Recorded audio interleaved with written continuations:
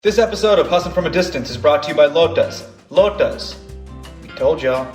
Hey everyone, welcome back to another episode of Hustling from a Distance. First and foremost, I hope you're safe, I hope you're well, I hope you're with your family, and I hope you're doing okay during these very crazy times. I also want to say thank you. Thank you so much for watching last week's episode. I read all your comments, some of them were very sweet, and some of them were very hurtful, and they will scar me for the rest of my life. Regardless, this week we want to do something a little bit more special. We want to help raise money for City Harvest NYC. For those of you guys who don't know, there are millions of New Yorkers who are struggling to put food on their table every day. City Harvest helps communities in need by giving them the food they need to survive during this crisis. If you can donate, please do.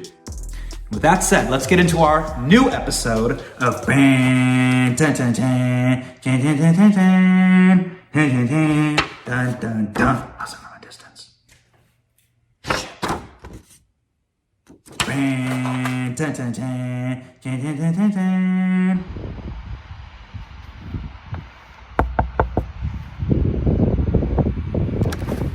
Hey, what's up? Come on in. Listen, so many of you guys asked me about the sneakers that I wear on Patriot Act, but even more of you ask me, hey Hassan, what about that heat that you have at home? Well, today, I want to give you guys an exclusive look at my sneaker closet. Come on in. So this right here is my super exclusive sneaker closet at home. This first row is dedicated to my 2-year-old daughter. Come on in. These are some Nike Flyknit vibes. 2-year-olds can't tie their shoes, so Nike created these fake shoelaces so children think they're adults, but then you can just strap them in like this. These are some Ked vibes. What are these? Nude sandals. Nude sandals. So these are naked sandals. And then these, we didn't buy these. These actually came from her older cousin. So these are older cousin ones. Shout out to her older cousin. This back row is actually dedicated to shoes and sandals that we've lost. So if anybody in the greater New York City area has seen the second sandal to this, please let me know in the comments. If you've seen the second sandal to this one anywhere, just maybe in Columbus Circle or Central Park, please let us know. This right here, this actually is brand new. I don't know how we lost the second sandal, so that's just on us. We're bad parents. The second row, check this out. This is Bina's row. We just got some super exclusive stuff. These are just Nike black trainers. It's a general release. You just wear these outside, take our daughter and a son on a walk, but these are yours. These, we're not gonna talk about these. These are just socks. Sometimes I play a game. Does this belong to a small child or do these belong to my wife? So I'm gonna go with wife, small child. Wrong. Small child, small child. Yep. There we go. Come down here. So these belong to some random uncle that visited a few years ago. He said he would come and pick them up. He still hasn't. Please pick them up.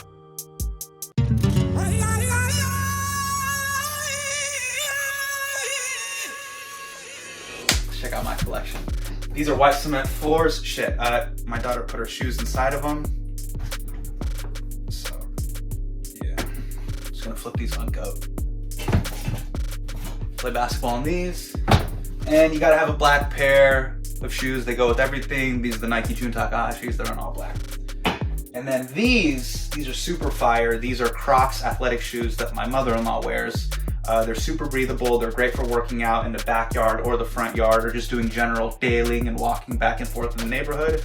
These are mother-in-law approved. Not only is this my sneaker closet, this also doubles as a very exclusive creative studio.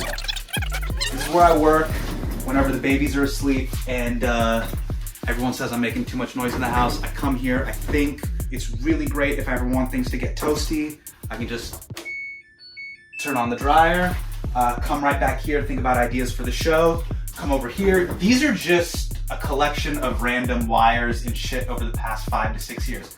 I have not touched them. If I move them at any angle that is not the angle they're currently in, we will lose Wi-Fi in the house.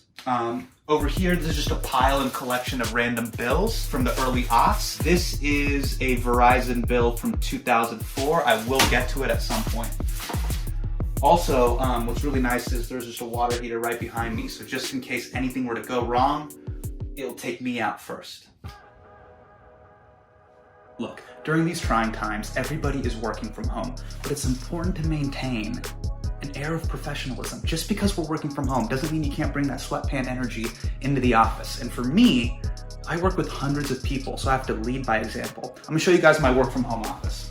So over here's our bedroom, obviously. This is the office. Boom, right here. Ergonomic chair, just like what we have back at the office. Now you're probably thinking, oh Hassan, you work out of your closet. That's not what people think. When I'm on Zoom, when I'm on Slack, boom, it's right here at this Dell computer that I stole from Office Max about 8 years ago. I'm talking to Carol, I'm talking to Nancy, I'm talking to Michelle and Shannon. I say, hot button words like per my email, looping you in. I throw it to them.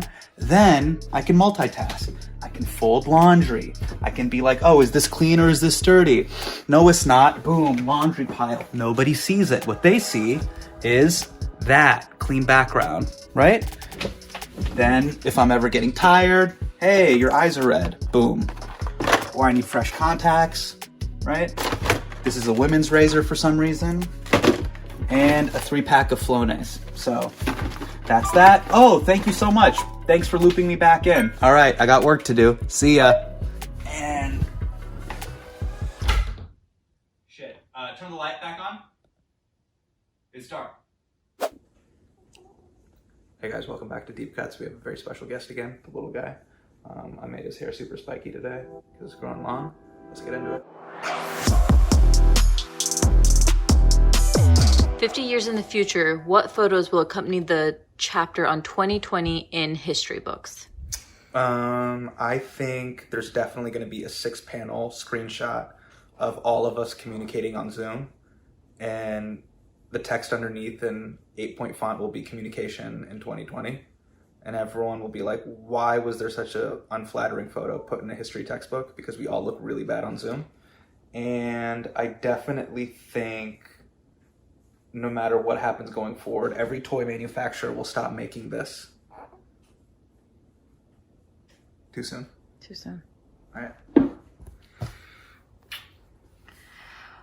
What would you rather have, spaghetti for hair that grows back every night or the ability to shoot your favorite beverage out of your fingertips?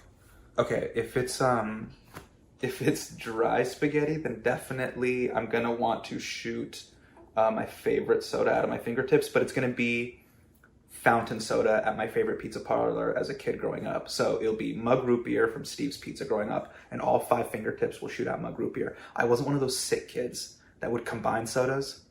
You know how like every school had like that one kid at the pizza party that would be like, oh, I combine Fanta with Sprite with Cherry Coke and Diet Pepsi, and then I combine it all and it's delicious. No, it's not. It's gross. Stop doing that. What ways do you think the virus will shape business going forward? Pretty certain it will alter retail, hospitality, food service, etc. in the future, but what other industries are predicted to have a fundamental shift? I think every major industry is going to shift because of this. We've all had to adapt, and I think that's been the great equalizer of COVID. One thing that I hope changes for the better is that I hope that we all look at certain industries that we took for granted and seeing how they are the real frontline workers that make our lives a reality. So the service industry, waiters, hospitality, teachers, bus drivers, people that take care of sanitation and garbage. Those are things and jobs that we always knew existed, but we never gave it the proper appreciation or financial compensation that those people really deserve. I hope when we come out of this, we appreciate them, we continue to appreciate them, and we finally treat them the way they deserve to be treated, because we don't have communities without them. Oh, by the way, shout outs to like Filipino nurses and Indian doctors. They're the real heroes right now. They're just out there. And to think, like growing up, we all thought, you'd go into medicine because it was the safe thing to do. And now a lot of my friends that I grew up with, they're on the front lines and they're doing the work and keeping us safe. So thank you for doing that.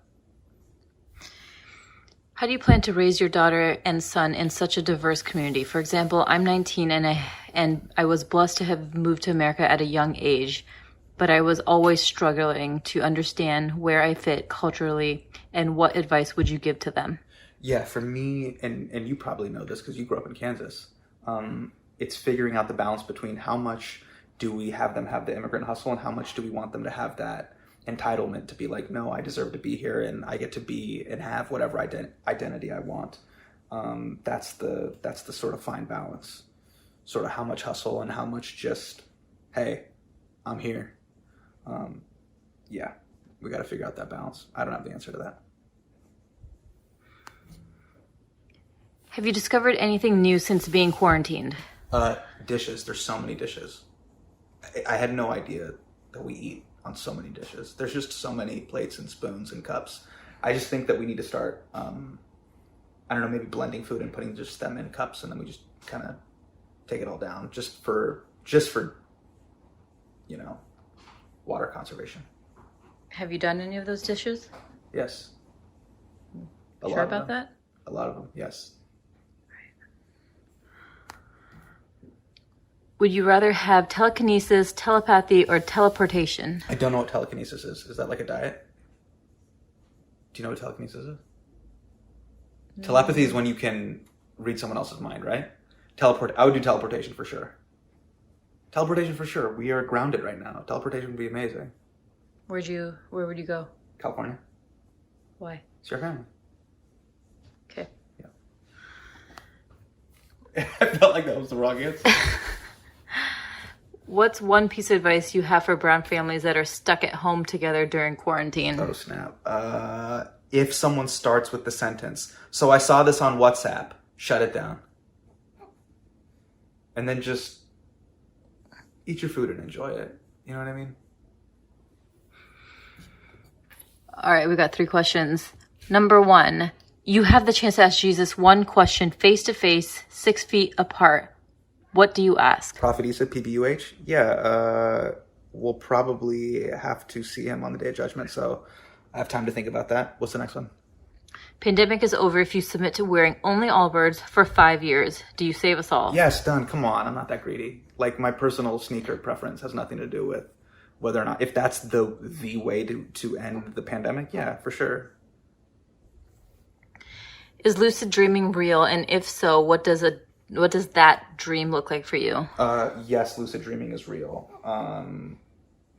But I don't dream that much. Like, when I'm out, and it's just like my brain went tools clear history and I just wake up. So, yeah. All right, those are your questions. Hey guys, before I get out of here, I want to set the record straight. You know, last week I made a peanut butter and jelly sandwich for my wife, Bina. All right, today I'm gonna make my specialty, peanut butter and jelly. Start with some bread, 2 pieces of wheat bread. We got peanut butter and jelly. I thought it was an incredibly kind gesture between a husband and his wife. And yet some of you guys had a lot of comments about my peanut butter spreading technique. This became known as Peanut Butter Gate. And a lot of you guys descended into the comments saying I was bougie for spreading the extra peanut butter on a napkin. Others even said, hey, dum-dum, use that extra peanut butter and spread it on the bread. And as much as I love you guys, y'all don't know me. You don't know my relationship with peanut butter. In fact, I want to show you every single peanut butter sandwich I have made in my life.